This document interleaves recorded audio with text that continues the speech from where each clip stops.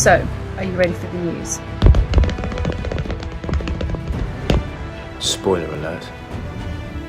I'll see you in season 2. Shadow and Bone is officially returning for its second season. Yes! Thank you so much to everyone who's watched so far. We are so excited to continue telling this story, and we are so grateful because we could not have done it without you. Well, you and Milo, of course. Well, it's about time. So, in case you missed the news yesterday, Netflix officially renewed Shadow and Bone for Series 2. At long last, we've been waiting for this basically since it dropped on Netflix and was getting all those ratings, so I am so happy that they finally renewed it because I do not trust Netflix to make good decisions since they cancelled one day at a time. So I thought I'd do just a video where I talk about all the things that I think they're going to do, things that I want them to do, and just a sort of, yay, we're getting my Shadow and Bone! My first thing is, already I know not going to happen, which was I wanted them to be more than 8 episodes, but I did read a couple of articles yesterday that both said that they're going to stick with the 8 episode format, which I get because Siege and Storm was a really fucking dull book and like not really much happened. It was just sort of that whole thing of Elena and the Darkling, and it was very character driven with not much plot. So I do kind of get that, you know, it was maybe more suited to 8 episodes, but I really hope that in future seasons, if we get past series 2, that it goes up to like at least 10 because it deserves it. And I also really want them to do what I think they're going to be doing, which is 1 book per season. So if we do continually get it renewed, then, you know, a season for Siege and Storm, Ruin and Rising, then both the Six of Crows books, and then both the Rule of Wolves duology. If we get that far, it'll be really good, I think, to give at least a season for each of those things. And possibly even more than 1 season for stuff that goes on in Rule of Wolves and things, because that, if you've seen my Rule of Wolves discussion, you'll know that I think it's all rushed and needs more time, so maybe if the show gets that far, they'll take their time with it a bit more. So, theories, things, what's happening? I'm going to start with Inej and her plotline, because I think she's obviously one that's sort of almost gone through the most change from the Crows in the fact that she's getting her freedom, basically. You know, her driving force when you get to the events of Six Crows is that she's still indentured to Per Haskell. Now, is Per Haskell going to turn up?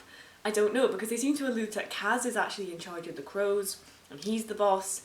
But is it maybe going to be a case where they get back and actually Per Haskell's just been away for like a year or so and just kind of left Kaz in charge? Maybe he didn't tell Inej or something that he wasn't actually the big boss man or something, I don't know.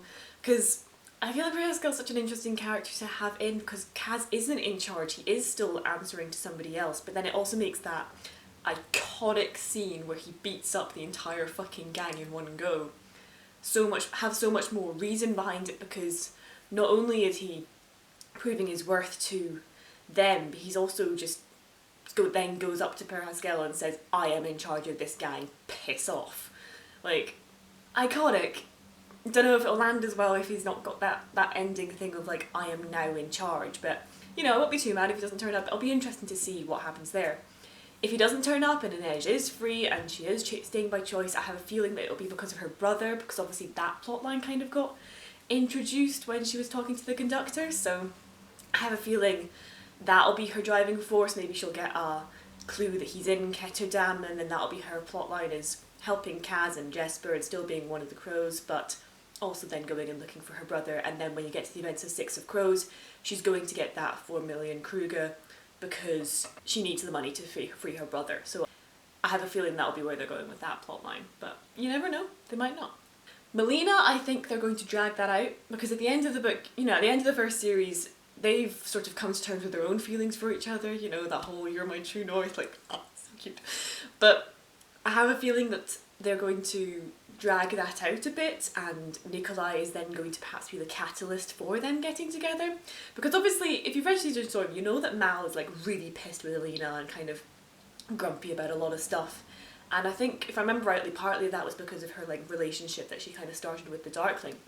Now obviously they're not going with that from that one line in episode 6, I think it was, where he says, you don't owe me an explanation. Like, that fixed every fucking problem you have with Mal in book 2.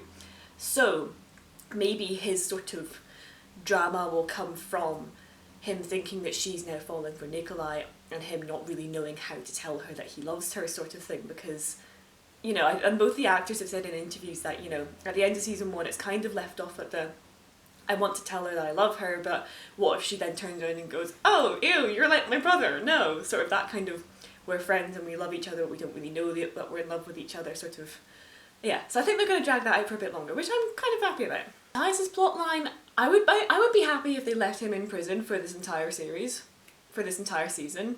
Like, have him get involved in the fights and stuff, maybe meet some more characters in the prison or something, I don't know, and have flashbacks then to his Drusilla training and his upbringing and how he's been, you know, taught about Grisha and stuff. I think that'll be a really interesting way to really explore the Fjerdan side of things if you actually kind of leave Matthias where he is in Hellgate and not have the crows get him out of there too soon. I have a feeling that we're going to be following David and Genya, and I really want them to, because one thing I find in the books is that we hardly see them. Despite the fact that they are hugely beloved characters, you barely see them, especially in the first 3 books. You know, you're from Elena's point of view, you don't really see anyone else, and then even later in Rule of Wolves and King of Scars, they're kind of just there and then gone again. I would love it if we saw them and saw what they think about the fact that they're with General Kerrigan, because I noticed one thing, I think it was in episode 7, where David, after, you know, melding the collar to Elena, kind of looks like he's in the back covering his face as though he's sort of going, what have I done, what am I doing, is this the right thing? So maybe there'll be that thing of he's not sure if he trusts the Darkling anymore, him and Genya can maybe develop their relationship a bit better and you can actually see them interact more, because they're both fantastic actors and I think they were highly underutilised in this series. And it'll also be a bridge between Elena and then also seeing the Darkling and seeing what he gets up to from David and Genya's point of view, as well as probably just following the Darkling in general already. I'm very excited for the introduction of new characters. Obviously Nikolai is a fan favourite. I cannot wait to see who they cast for him and how he performs, as well as Tamar and Tolya. And I think it'll be really interesting in the show, but since they are Shu and now Elena is part Shu, I think it would be really interesting to see that interaction, because I feel one thing that they've maybe done in the show is, you know, we see Elena as she's part Shu, she's not accepted, she doesn't really know where she stands, and she experiences a lot of racism. I think it would be nice to not just show the racism that she experiences, but, you know, that there's nothing wrong with being Shuhan, and, you know, perhaps see her explore more of the Shuhan culture and where her mother came from, and perhaps they'll do that through Tolya and Tamar. Or I would actually not be too annoyed if they, instead of going to Novi Azem, if they actually went to Shuhan and sort of stayed on this side of the sea. If that would be an interesting point of view, to actually see her in Shuhan. And again, because a lot of the things in the book is you don't actually see Shuhan until Rule of Wolves. It's definitely treated as this sort of mysterious country that you know nothing about, and I think it would be better if they perhaps brought that in earlier to the show, since the main character is part Shu. I'd love it if they kept the crows and Elena separated for this series, like have maybe what the crows are doing influence what's happening with Elena and stuff, but not as, you know, close as it was this season where their plotlines were directly interwoven, because I think it would be really fun then to perhaps bring them back to help out towards the end of Ruin and Rising if we do get a series 3. I think that would just be such a good payoff if you sort of see them interact in series 1 and then we don't see them interact until like the latter half of series 3 or something. Like that would just be a really good build and a really fun anticipation to build. Speaking of the crows, what are they going to be doing? Like, obviously we know they're going to be going up against Pekka Rollins and Tanta Helene and Driesen as well, since they've come back Sam's Sun Summoner. It'll be interesting to see what they do with this Driesen character. You know, he's a merchant, he's hired them, you know, who's he going to be? Is he going to perhaps introduce them to Van Eck and maybe they're going to start bringing his plotline in? Who knows? It'll be interesting to see where they go with that. Speaking of Van Eck, Wylan, I personally don't want to see him yet. I think we're getting a lot of new characters next season with Nicola and Tolya and Tamar and all of that. I think it would be good if they teased the fuck out of him and then brought him in series 3. Like, it would just be so good just for anticipation, not to bring everything all at once if you build and build, especially with like the fans and stuff who want him to turn up. If they really just, you know, if maybe Kaz keeps going off and getting bombs and stuff from somewhere, maybe Inej knows where he's going, but Jesper's like, where are you getting all this shit, man? And he just sort of smiles at him or something. And then they either tease him or they actually maybe bring him in for like an episode or something. I think it would just be fun just to kind of keep the Wylan on the down low, just you know, tease the fans a bit. I definitely want the crows to stay in Ketterdam. I think you know, we only saw Ketterdam for 2 episodes and it was mostly in just the Crow Club. I'd love to see more of the city. It's one of my favourite settings in the books, and I just think it would be really great to have that explored, not just within the Crow Club and all the buildings, but all the streets and Sea-Edge and the harbour, and introduce the concept of Fifth Harbour and things. I think they would really benefit from fleshing all that out now. I think they need to explain the Grisha orders as well. It's one thing I noticed in the first series is that there was never an explanation. It almost needed an info dump, because not only have you got all these different orders and stuff, but then there's sections within that order and they've got all these weird names, and that's never actually explained. I think it would be really useful if they, whether it's Nina explaining it to somebody or Alina explaining it properly to Mal or something, I don't know, just to have, you know, you've got people who control the body, people who can summon, you know, even if it's just Alina explaining why she wears blues, because she's a summoner, even though she doesn't summon elements, she summons light. And the same with Kerrigan, as he's actually a summoner. I think that would just be an interesting thing to actually do, because I think they need to do that. Similarly with Inej's backstory, I think they need to actually point out that she came from like a sort of circus, like her family were sort of a travelling circus, because that whole thing where she can just suddenly do the silk routine and stuff that came up in series 1 seemed a little bit out of the blue if you don't know that that's why, and that's why she's so good with like keeping herself light and can climb up on roofs and things and chase people, is because she is an acrobat. And I definitely want them to drip feed the crows. I think, you know, I think that's one of my favourite things, is that they're sort of really just teasing what's happened with the crows and stuff. So similarly with like, I really want them to actually highlight the fact that Kaz wears gloves but not tell you why, because you kind of notice it a bit in the first series, but I think if you aren't looking for it, you don't really notice that Kaz always wears gloves, you never see his hands.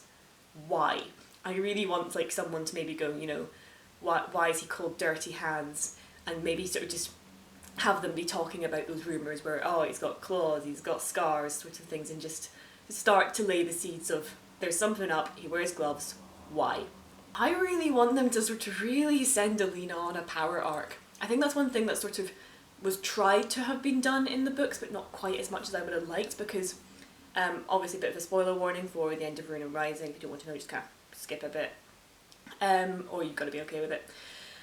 You know, Alina loses her powers at the end, having gone after the amplifiers, because she was sort of caught up in this wanting all that power, almost tricking herself into believing it's for the greater good, but almost as part of her that just wants the power.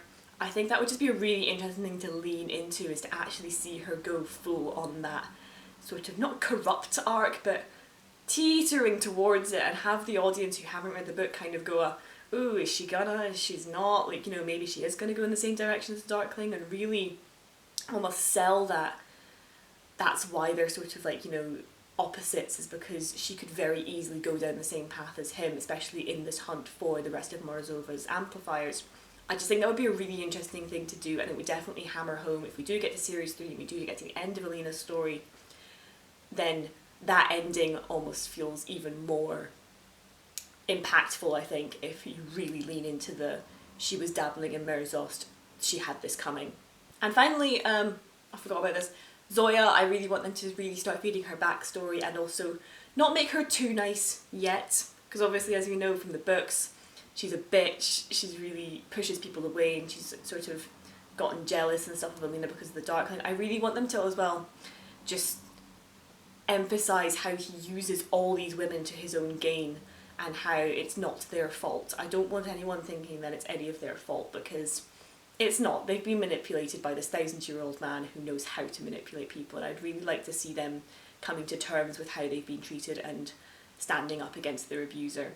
But I would love to just sort of see a bit more to Zoya, sort of round her out, while still not making her quite as nice and stuff, but like definitely start sending her on that journey. I think that would be nice to actually see her as not the two-dimensional character that she is in the original trilogy. Yeah, that's it for now. Those are all my sort of thoughts and guesses and things that I personally really would love to see.